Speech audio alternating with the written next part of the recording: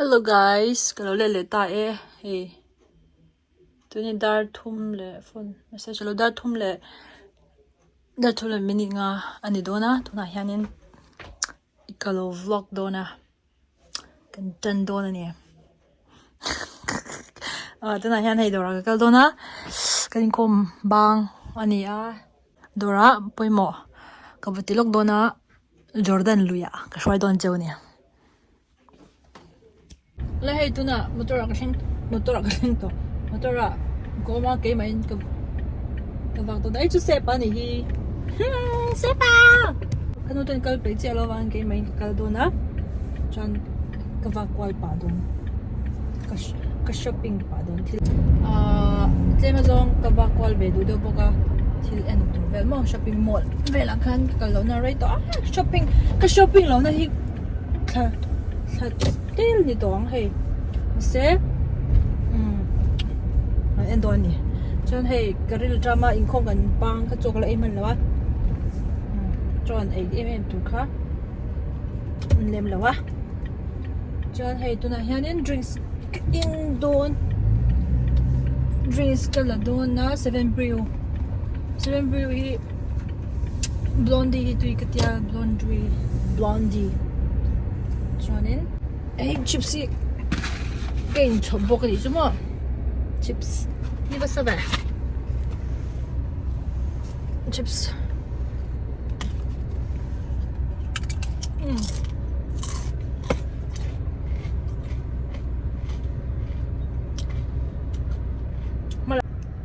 em thấy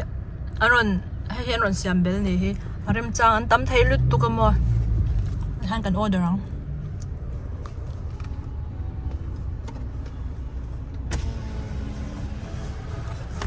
hi can I get blondie ngay về được hết cả hay là đồ ăn hoàn chỉnh trong nhà này tôi chỉ gặp phải chân hay là cung một thể khét lâu mà cái line chỉ nào em bỏ đi xe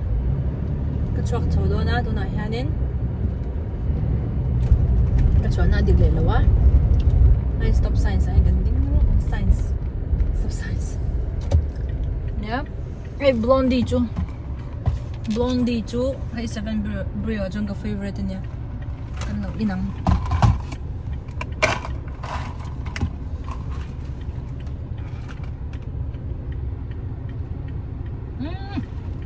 tùy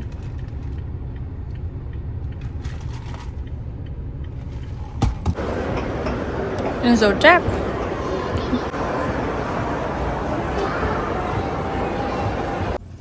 đây hey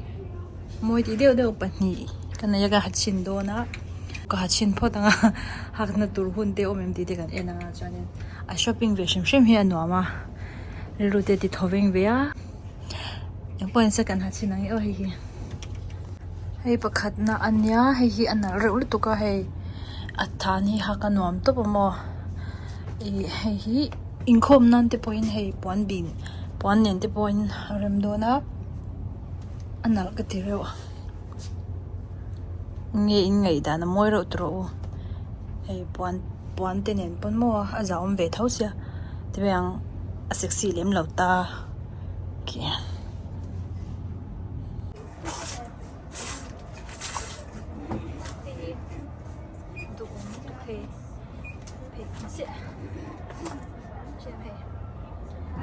không nó về quán bị về của sang lên rồi khá ngon môi rộng tốt đây size 6 nhá cho nó hai bé cô đi thì brand cho anh lâu brand cho anh lấy lâu pha và sẽ không theo lệ không hi nhiều cả nem thế được không mua em mà nem thế được lên chỉ nó có đẹp này hỏi anh thì rem sao đó tu xong lấy pelin tiêm vào chân hay hi hay tiêm tỉ chọn phải giao cho nên nó thành cái chọn được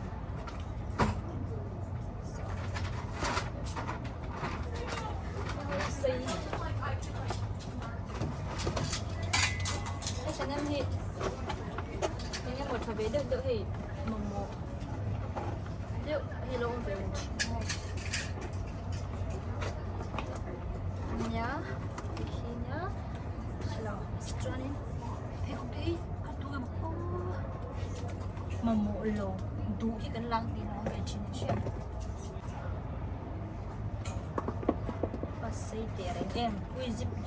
zip được bom đâu ui có mà là không đâu thế làm thôi office pants này là email về đâu có bằng mấy tiếng đều thôi thì sao cái chú thật thấu nơi mà sẽ à đây hey mà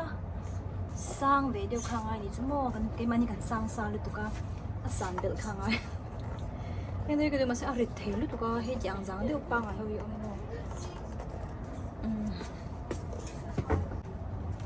he môi liếm lâu hay bụi ăn nhám còn lúc như chú rồi chúng ta phải vật thể cái cũng thiên này vậy sẽ khoa lum thành tụi phải cái sao hey thum sari cái bún to cái mà sẽ mà làm hết chuang lệ lôi tụi này hay là mà làm cái đai phalau hey để lẹ rằng lối box cái tiếng về khăn em mà tiếng lại phối hết tụi cái chân cái mình à không về được tụi cái này thì hi cute đó môi rồi tụi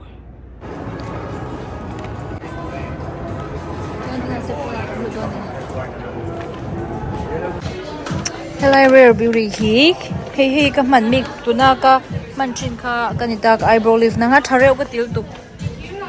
Avar what ang kha om lo ma se top lo ma hana nom trep china ai rei nu yan mo. Blush ka mo a. Blush mo adai. Ka noi china hi duain akai rei mel lo le tu khai kala ngai to me. Kata kha ke de ya. Tôi nói chọn tôi rồi về thùng hi nhá pocket side cream blush hay là hiểu hay hay cái đủ về đâu mà hay cái lông măng mãi lâu quá cái lông hay cái măng xin à hay mình đi chú what is this is Sephora's in the area are sold out. all sold out hay mình cái Always order it for you. You get free shipping. Takes like 3 days to get to your house. So that's an option. Let us know and then we can do that for you while you're here. Okay, how much is this? It is $25. Not bad. Anh sẽ nói kêu lúc tôi ui hay đi bôi hình cái gì hay xóm li lệ leader xóm li lệ kêu tu hay mi hi ăn tôm lúc tôi layers đàn đấy khi mà kêu lúc tôi floral lăng đâu hi tamai lại muốn đi chứ mà hey anh chơi đàn về thì nòm môi lom tục tôi nói hiện mua đang khá đồ nào cái chọc tao đơn đi mua khá trên chắc cái lên này chứ thế ban thế ông mi thế ông mi nào rồi nãy lên tụi này lo hey cái vả chọn đó là mà cái gì muốn nên lấy cái vlog vả bên chỗ bên như chứ Sunday không bằng vlog run bụi thế nào rồi okay ấy ha nào rồi tục summer rồi arong ka tục brown arong ka brown guys ki pon kam hule sing moi lut tục arong ki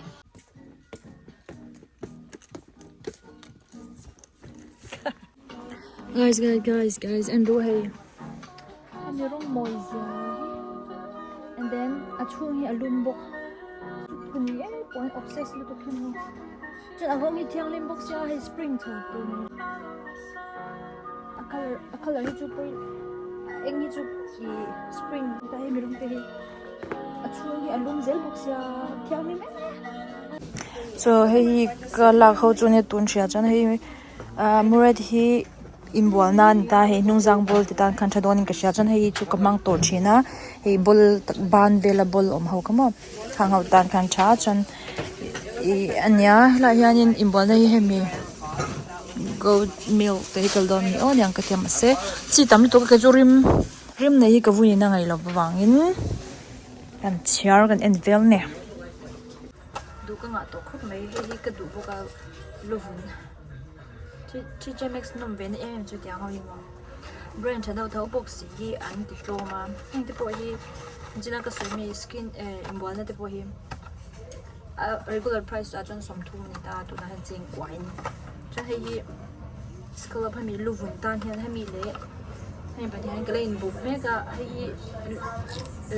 luvun mom tan dewan ya hay chu scallop revival deu to kan tu mega la shala dang ba khai buin ticketing treatment hay chu sam tam na ne ma se a thok tak tak le na ya in ka shila ya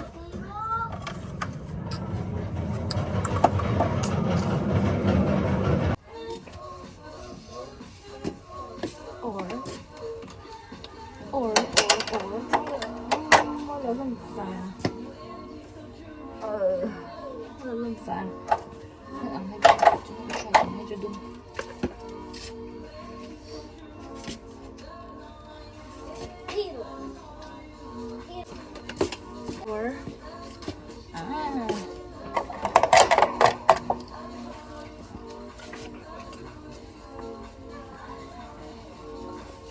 ui môi rồi kìa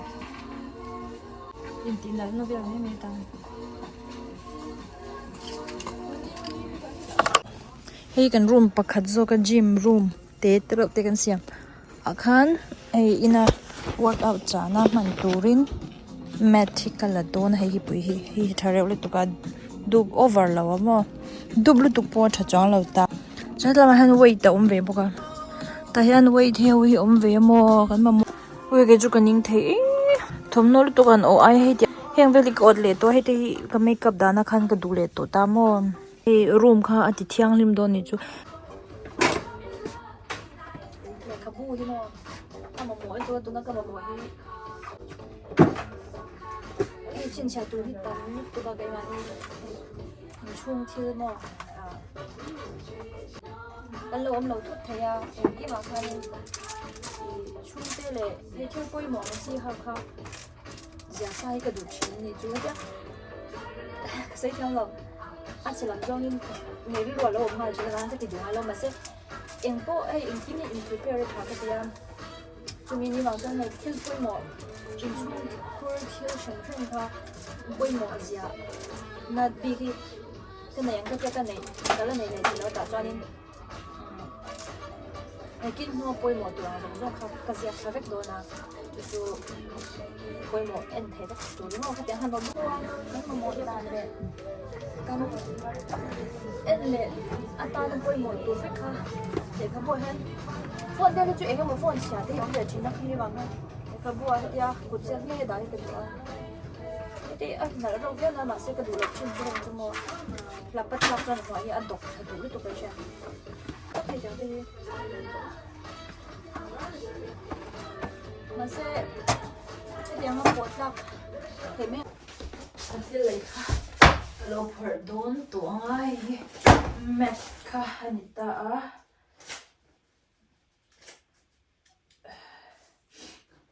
Joanin hai room ko na kina tlem te in ka siam do na gym room tour ni ta ti vut ni la shem en ka gym kai lo za na le ka no yi atlan be du chana la ya cho hei la te in art poster na do kan da mo yang khan hei met apoi mo ko hei hi mo shot ro de wa hi chanin in shots out in shot how ka work out ge all lo lu tu ka wei thi ka le bala ka de hei pakha cha hi kan la ne ya ka duang size ho ka lo ka wa chanin hei bung wa ta ti na te mo chan hei ke ro ti ro na de chanin anh thì quay lấy về là ngay à thì tệ chi hậu tệ bằng chỉ sang cổng ta mà khá nhé ai muốn đi cái quảng cáo này muốn đưa nè cho nên cái thứ lấy hậu gần unbox sang cho nên Amazon nó cái thứ trả lời hàng bộ gần unbox sang á chỉ rằng chỉ là gì vậy oh hey hey cross lipo hi color play yang a vinyl kan lấy sa kham mo jan lo keng de ya hey kan chwa rek nga ti han gym kan workout pa in mo lai hian ta hianin chanin hey kan nu hianin hey room alo dale the na heng veli chu room atang hianin abo thei lo thlai chi nga mo he pe chu fang ma ni ka sha ta so da so la sau bo ka mo kha diang ve kha kan lan ni sia wangin